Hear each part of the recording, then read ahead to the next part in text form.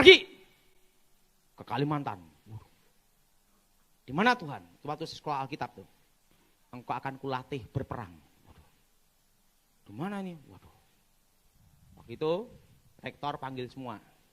Siapa waktu sekolah Alkitab? Siapa yang merasa dipanggil Tuhan melayani di Sumatera? Angkat tangan.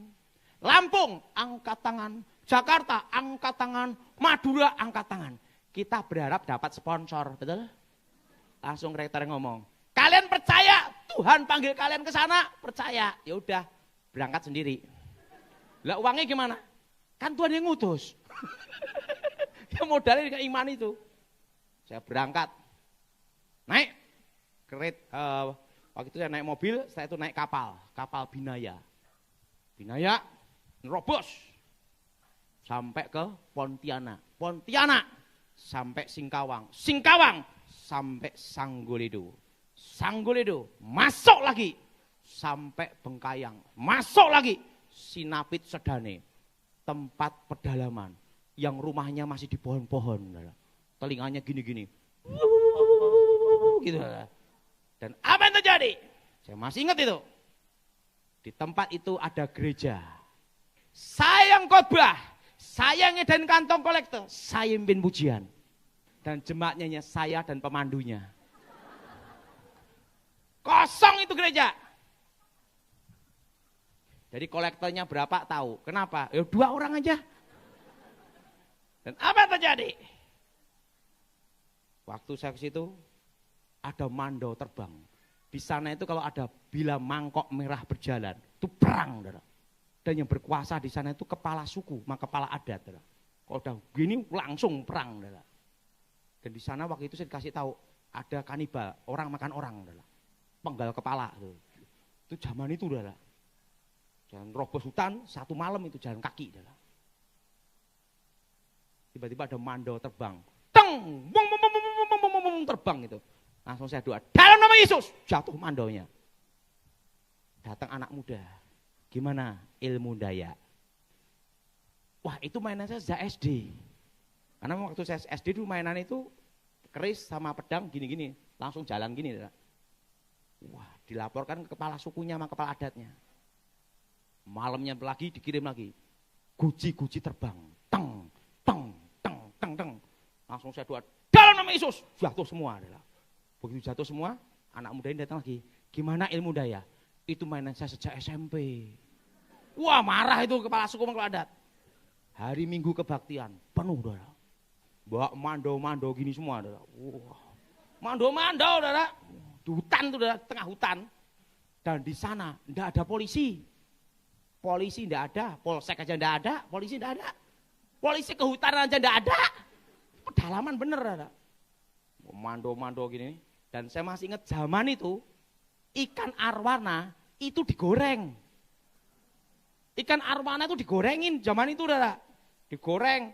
Jadi ikan asin gitu saudara. Ikan arwana itu. Waktu zaman itu waktu saya diutus ke sana. Ini pakai mando-mando gini. Kepala adat, kepala sukunya nemuin saya. Dia tatap saya. Saya tatap dia. Tatap-tatapan gini saudara. Nah, adu ilmu kan seperti itu. Kalau tunduk itu artinya kalah. Jadi makanya kalau kita bicara sama orang jangan nunduk. Tatap. Tapi jangan gini juga. Biasa aja. Makanya saya ini selalu mata itu gini. Tatap-tatapan. Dia tatap saya tatap dia. Tatap-tatapan. Saya doa dalam nama Yesus. Langsung kepala suku, kepala adat ambruk. Brak ambruk di depan saya di gereja. Langsung itu orang-orang Dayak di pedalaman gini. Kita ikut pendeta sakti. Apa yang terjadi? Hari itu juga gereja itu langsung penuh. Saya ke pedalaman-pedalaman, banyak bertobat, kampung-kampung demi kampung. Dan apa yang terjadi? Di situ saya lihat, kalau kuasa itu bekerja, siapapun tidak bisa melawan. Roh Kudus. Amin. Nah, ingat saudara, ada kuasa.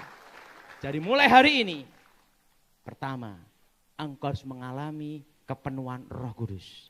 Dibaptis Roh Kudus. Dengan tanda-tanda mula-mula bahasa roh. Dan kalau sudah engkau mengalami baptisan Roh Kudus, harus diaktifkan setiap hari. Kenapa diaktifkan? Ingat, supaya kuasa itu tambah hari, tambah besar dalam hidup saudara. Berkobar dalam hidup kita. Amin. Amin. Jadi ingat, penting dalam hidup kita ini ada kuasa. Sebelum saya akhiri, ada kisah nyata. Saudara. Waktu saya bertobat awal-awal, saya diminta KKR ada di Surabaya. Di Tunjungan Plaza, saya masih ingat. Di lantai bawah digunakan nuansa supranatural dukun-dukun praktek. Di lantai atas kami gunakan KKR pelepasan. Di lantai bawah, lantai atas. Dan waktu itu temanya ngeri, Pak Panitia, mantan dukun santet. Boleh coba, gitu dah. Dikasih itu dah. Sama panitianya, kacau itu dah. Boleh coba, gitu dah. Nah, orang-orang yang di lantai bawah, dukun-dukun sama pasiennya, dikira di lantai atas itu demonstrasi ilmu santet. Dari bawah, nyasar semua, masuk lantai atas. Saudara. Itu kejadian, saudara. Dan apa yang terjadi? Itu di TP, Tunjungan Plaza, tahun 99, tidak bisa saya lupa itu. Saudara. Awal-awal saya pelayanan, awal saya bertobat. Tuh. Dan apa yang terjadi? Ini tempat KKR, depan itu jual beli jimat. Di tempat KKR itu ada yang bawa keris, bawa tombak, gini dah. Lah dukunnya nyasar semua masuk situ dah. Nah, pembicaranya ada 3. Saya pembicara yang paling muda. Satu lagi pendeta yang senior. Dia ngomong saya, Daud, saya belum pengalaman waktu itu. Kami ini senior, Anda ini junior. Karena Anda junior, kami memberi kesempatan. Anda khotbah hari pertama. Saya enggak tahu di belakang itu dukun semua. Adalah. Baik, haleluya. Saya lihat ke belakang, ya ampun. Ada yang pakai kupluk, keris, tombak, sana jual beli jimat. Aduh, saya naik ke mimbar, saya berdoa, Tuhan, waktu dulu aku nyantet Gilbert seorang diri. Apa setelah saya bertobat mati rame-rame disantet orang? Waduh. Wah ini berat banget. Saya doa, dan Tuhan bicara sama saya. Daud, ada apa Tuhan? Katakan, siapa yang punya ilmu santet, keluarkan semua. Siapa yang punya jimat, keluarkan semua. Saya ngomong sama Tuhan, Tuhan, ini suaramu atau bukan ini? Ini kalau bukan mati bener ya. Tuhan ngomong, katakan. Alkitab taruh gini, saya doa, Tuhan, di rumah Bapak banyak tempat tinggal. Sediakan aku rumah yang terbaik. Saya pecemata. Pecemata. Siapa yang punya ilmu santet, keluarkan semua. Yang punya ilmu gaib, keluarkan semua. Tapi pecemata. Tiba-tiba saya lihat ada angin. Peng, peng, peng, peng. Kencang sekali. Tiupan. Bet, bet, bet, bet, bet. Saya buka mata. Jadi saya khotbah tutup mata. Akhirnya kalau ada angin-angin itu saya buka mata. Saya lihat tiang awan, tiang api. Itu paku-paku jarum-jarum berterbangan. Beng, beng, beng, beng, beng, beng. Langsung di sekeliling di mimbar itu, saudara, itu paku jarum banyak banget, saudara. Dan hari itu yang bertobat 400 orang. Langsung. Dan apa yang terjadi? Hari yang kedua, pendeta yang senior ngomong, sudah aman, saya yang khotbah.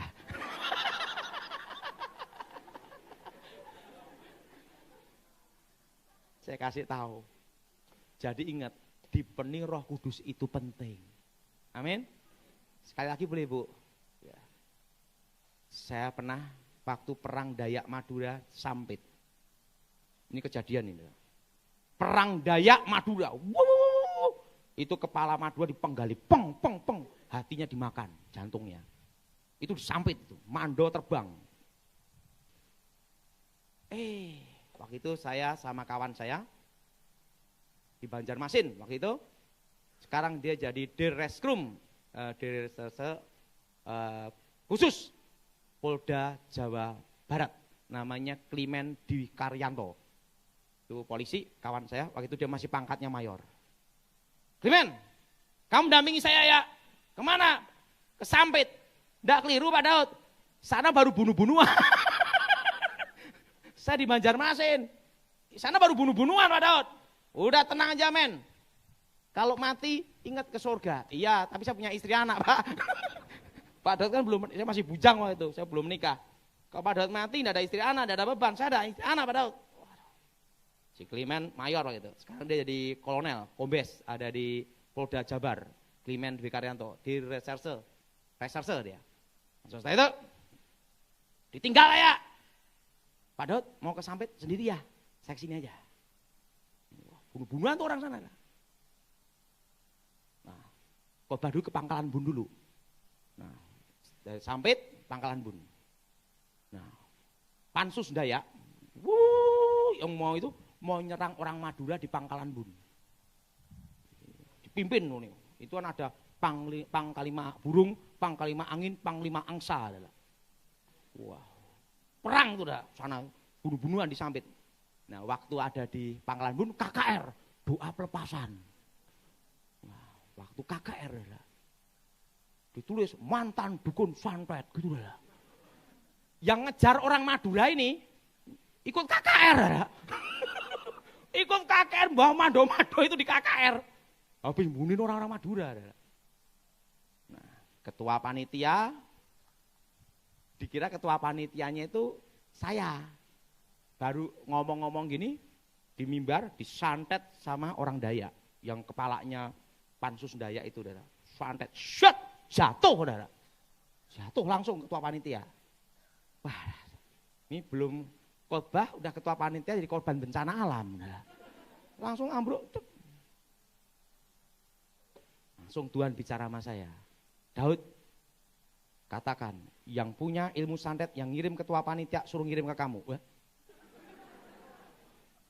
Wah, kayak gini. Tuhan, ini baru perang ini. Perang Dayak Madura. Tapi kamu katakan, perang ilmu, bukan fisik. Bukan badan. Jadi silahkan kirim ilmu kalian, tapi bukan perang fisik. Bukan adu jotos, atau adu pedang. Tapi perang ilmu, perang roh. Wah, saya pas bunuh-bunuhan di depan gimana ini KKR. Ya, khotbah, saya ngomong, itu ketua panitia namanya Daud Tony saya. Sekarang yang ngirim ilmu hitam, ilmu santet ke ketua panitia, kirim ke saya semua. Gitu. Dalam hati saya, aku punya pengalaman di Surabaya, yang ini moga-moga terjadi lagi.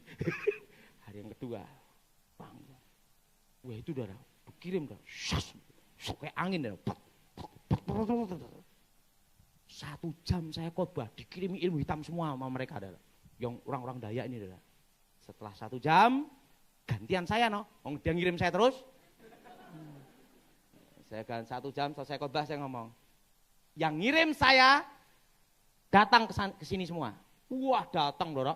Buat mando-mando di ini Dora. Langsung saya ngomong haleluya, brek ambruk semua Dora. Bertobat semua Dora. Ingat satu hal, kuasa, saudara. Apa saudara? Jadi ingat, kita harus mencari kuasa Tuhan. Dipenuhi oleh Roh Kudus, dituntut oleh Roh Kudus. Bukan hanya mengubah hidup saudara, tapi juga memberikan masa depan. Yang sesuatu yang mustahil terjadi. Mari kita bangkit berdiri saat ini.